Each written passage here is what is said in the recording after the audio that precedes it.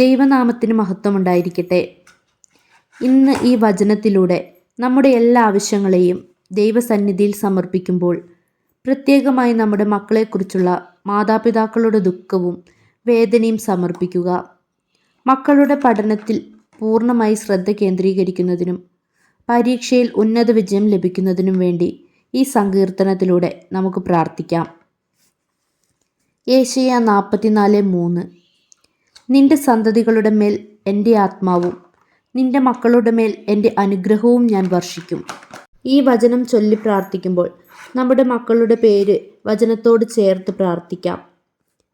എൻ്റെ മക്കളുടെ മേൽ ദൈവം തൻ്റെ ആത്മാവും എൻ്റെ മക്കളുടെ മേൽ ദൈവം തൻ്റെ അനുഗ്രഹവും വർഷിക്കും.